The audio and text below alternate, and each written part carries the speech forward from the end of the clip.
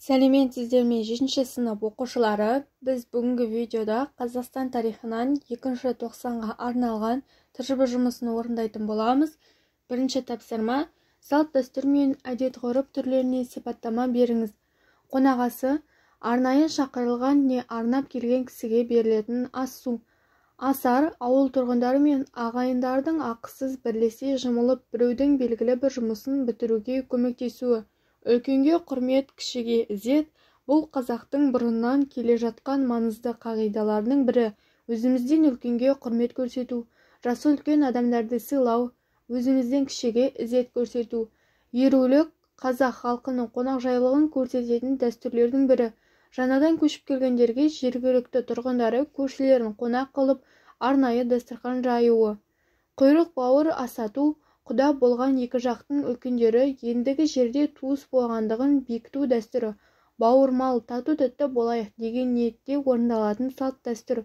Бата беру қазақтың ертеден келе жатқан ұлттық дәстүрлерінің бірі. Бата алғыс айту, ақ ниет, тілек білдіру деген мағына береді. Екінші тапсырма: жарғы ережелеріне сәйкес әкімшілік буындарды жіктеп жазыңыз. 1822 жылғы Сібір қырғыздарының жарғысы округ, болыс, ауыл. 1824 жылғы Орынбор қырғыздары жөніндегі жарғысы дистанция, бөлік, ауыл.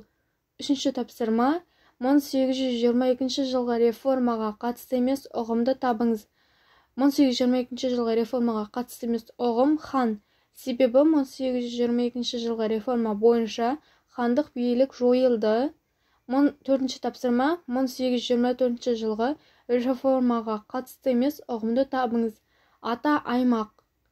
Себебі ата-аймақ дәстүрлі басқару жүйесіндегі әкімшілік аймақ. Бесінші тапсырма: округтік приказдардың міндеттерін кестеге толтырыңыз. Саяси салада округтегі халықтың қауіпсіздігін қамтамасыз ету. Көрші орналасқан башқұрт, татар қалмақтардың тарапынан шабуылды болдырмау. Экономикалық салада егін шаруашылығын дамытуға жағдай жасау. Қазақ халқын отырықшыландыру.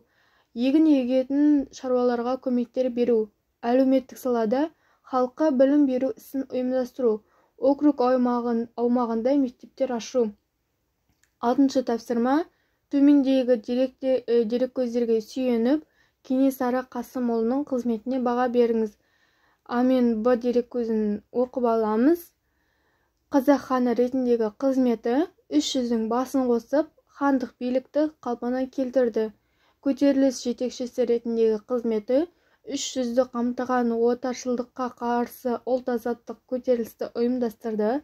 Патша үкіметі тартып алған қазақ жерлерін қайтарғысы келді.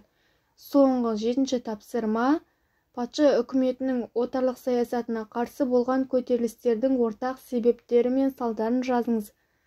Ортақ себептері: патша үкіметінің отарлық саясатына қарсылық, мал жайылымының тарылуы, қазақтардың шұрайлы жерлерін тартып алуы.